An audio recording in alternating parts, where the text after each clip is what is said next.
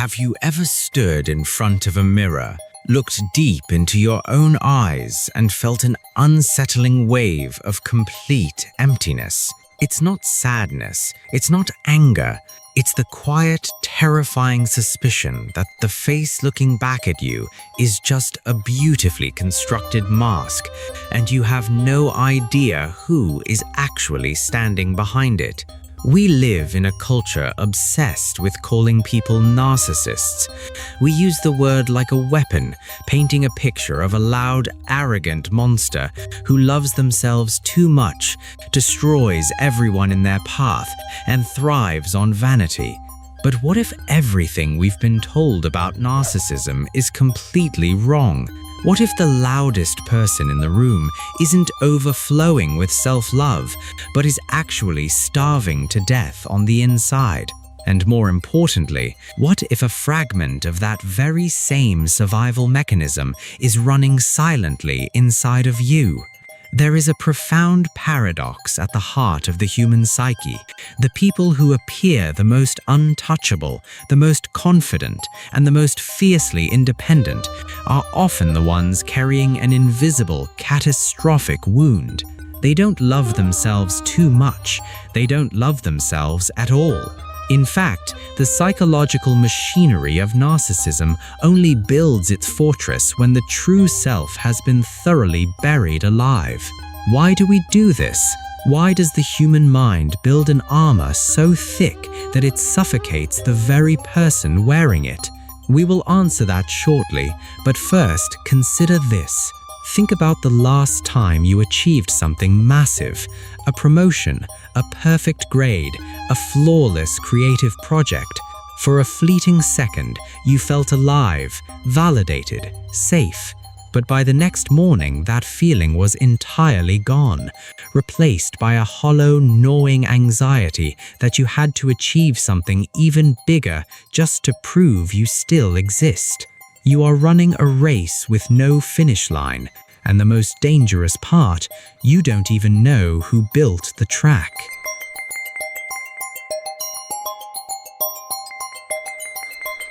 To understand how this fortress is built, we have to look at the blueprints of human development. When a child is born, they need something as vital as oxygen, mirroring. They need to look into their parents' eyes and see their own emotions, worth, and humanity reflected back to them.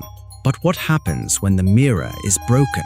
When a caregiver is emotionally unavailable, hypercritical, or only gives love when the child performs perfectly, a profound trauma occurs. The child's nervous system registers a terrifying reality. Who I am fundamentally is not enough to keep me safe. To survive, the mind splits.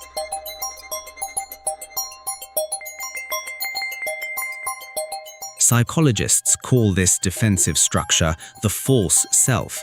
It is an idealized, flawless avatar designed to win the approval the true self never received. This triggers a process called introjection, where the child absorbs the unrealistic expectations of their environment and turns them into a harsh, internal dictator. Every time you push past your physical and emotional limits, telling yourself that rest is a sign of weakness, you are listening to that dictator. Your brain actually rewires itself under this pressure. When love is conditional, the nervous system traps itself in a chronic state of fight or flight. The amygdala, the brain's alarm system, becomes hyper-reactive. It perceives a minor criticism or a perceived failure not just as a mistake, but as an existential threat. To cope, the mind uses ego-splitting. It compartmentalizes all vulnerability, shame, and weakness into a dark corner of the subconscious while projecting an image of absolute perfection to the outside world. But here is the unexpected reframe. Narcissism is not a reflection of excessive self-worth. It is a sophisticated, desperate emotional regulation strategy designed to prevent the ego from collapsing under the weight of its own suppressed shame. It is a psychological life jacket made of concrete.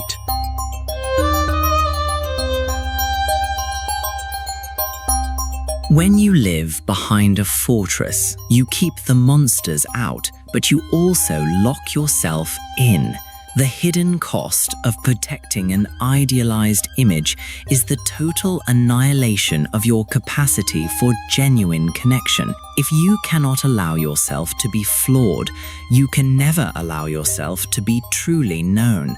You become an actor on a stage, viewing everyone else in your life not as human beings to connect with, but as an audience hired to applaud. You trade intimacy for admiration. The philosopher Søren Kierkegaard wrote deeply about this profound human despair.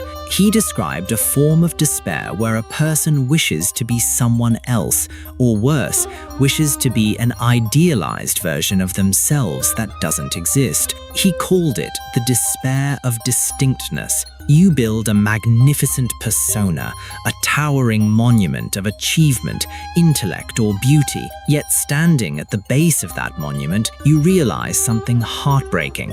If people only love me for the mask I wear, then the real me is still completely unloved. Look closely at the cost of this identity conflict. You achieve, but you cannot feel satisfaction. You are surrounded by people, but you feel utterly alone. You look for love, but you only accept validation. You have become a ghost haunting your own life. The very traits you developed to protect yourself from being abandoned as a child are now the exact reasons you feel so profoundly abandoned as an adult. You are trapped in a prison where you are both the inmate and the warden. How does this psychological adaptation show up in the quiet, mundane moments of your daily life? It doesn't always look like overt vanity. Often it is much more subtle, woven into the very fabric of how you survive the day. Let us look into the mirror together. You might become a chronic overachiever, unable to celebrate a win because your mind immediately demands the next milestone to quiet the internal critic. You became someone who handles criticism like an existential assault, replaying a minor piece of feedback for days, rewriting history in your head just to keep your self-image intact. You experience intense envy wrapped in contempt, secretly minimizing the success of your peers because their achievements feel like a direct threat to your precarious worth. You find yourself performing your vulnerability, curating your struggles so they still look attractive, poetic, and controlled, rather than messy and real. You struggle to apologize sincerely because admitting you did something wrong feels dangerously close to admitting that you are fundamentally wrong. You consistently seek out relationships where you are the savior or the star, subconsciously choosing people who will reflect your light rather than challenge your shadows. These behaviors are deeply uncomfortable to admit, but hear this clearly. These patterns do not mean you are a bad person. They mean you are an adapted person. This is how you learned to keep your head above water when the emotional tide was trying to pull you under. It was an ingenious adaptation for a child, but it is an exhausting, unsustainable strategy for an adult.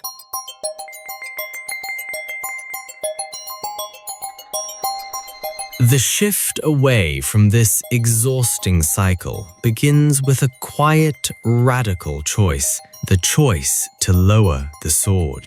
Healing does not mean fixing the mask so it looks prettier or stays on tighter. Healing means having the immense courage to let the mask crack, drop to the floor, and shatter. It requires moving from a state of performance to a state of presence.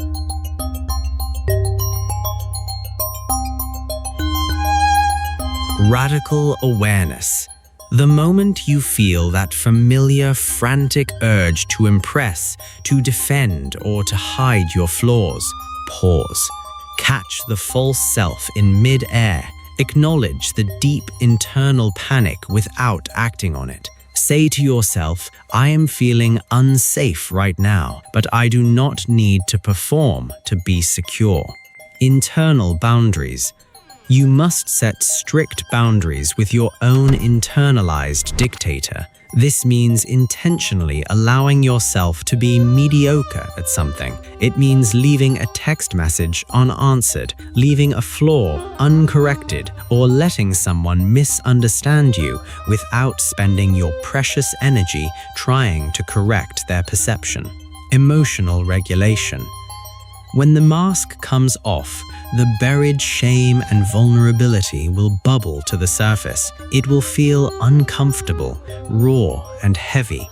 Instead of running back to your fortress of achievements or arrogance, sit with that discomfort, breathe through it. Teach your nervous system that you can survive being flawed. As the psychoanalyst Carl Jung profoundly noted, the most terrifying thing is to accept oneself completely, but it is also the only path to true freedom. When you accept your own flawed, messy, deeply human reality, the insatiable need for constant external validation simply evaporates. You no longer need the world to tell you who you are, because you are finally willing to stand in your own truth. The tragedy of the narcissism paradox is that we spend our entire lives building a castle to protect a child who just wanted to be told they were loved exactly as they were. You can stop building now.